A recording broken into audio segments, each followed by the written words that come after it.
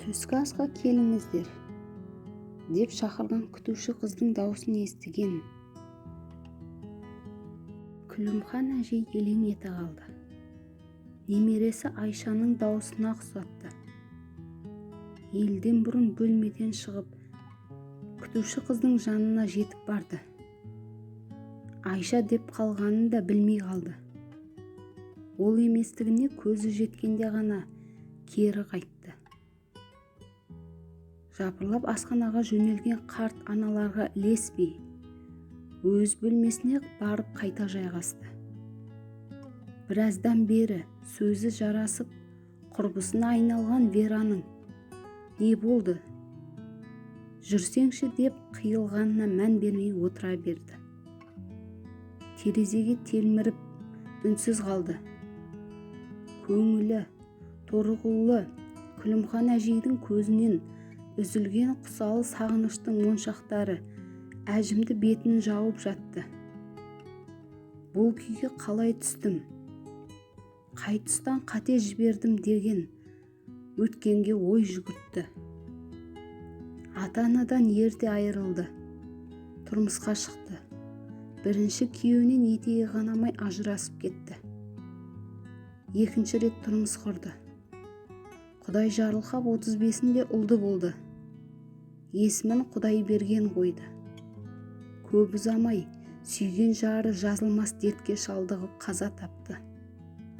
Жамандық атаулы жалғызды жағалайтынын білетін. Тағдырдың ызғарлы желіне тоңбайын деп әрекет етті. Жары да өзі де атадан жалғыз еді. Ендігі жалғыз ұлын жеткізейін деп барынша тыраштанып бақты. Белгілі мамандығы болмай, қара жұмыс істеді. Алаңсыз білім алсын деп баласын қаладағы интернатқа берді. Алматыдағы жоғары оқу орнына түсірді. Білді инженер мамандығын алып шыққан ұлын қызметке тұрғызды. Ұлын үйлендіріп, балалы болды. Ауылдағы үйді сатамыз. Қаладан 2 бөлмелі пәтер алайық дегеніне де көнді. Ұлының қызметі өсті. Ерте кетіп кеш оралатын болды.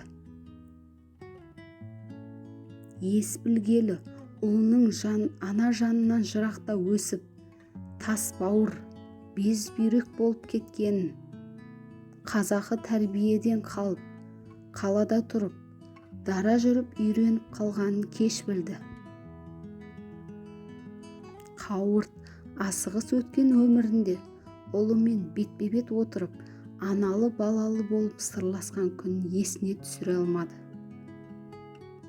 Келіннің кемтітігін түзеймін деп басталған ене мен келін керісінің соңы, келіннің жеңісімен аяқталғанын да кеш түсінді.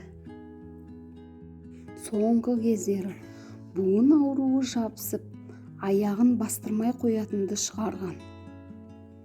Ұлы мен келіні бір апта емделесіз деп әкелген ауруханасы қарттар үйі екен, оны да кейінірек білді.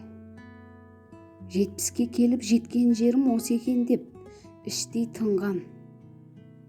Сенгісі келмей 1-7-ден соң үйіне телефон шалған болатын. Үй иелері Астанаға көшкен, біз пәтерді жалдап тұрып жатырмыз деген бөгекте біреудің даусын естіп, не болғанын өзі де түсіне алмай, ес-түссіз біраз жатты.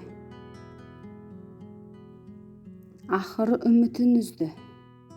Бірақ жасы келген, сарғайған жапырақтай жаралы жүрегі бауырына басып, әлпестеп өшірген Айшаны бір келерін сезді. Күлімхан әжей ауыр ойдан арылып, айналаға көз жүгіртті. Көше сыпырушыда жігіттен жөн сұрап тұрған бойжеткенді көзі шалды. Кейуананың кеудесінде дүлей дауыл ұйтқып, сарғайған сағынышы жанарынан жас боп үзіліп жатты. Айшам келді, айттым ғой сендерге келеді деп. Сезбем дей берді төмен қарай қолын бұлғап.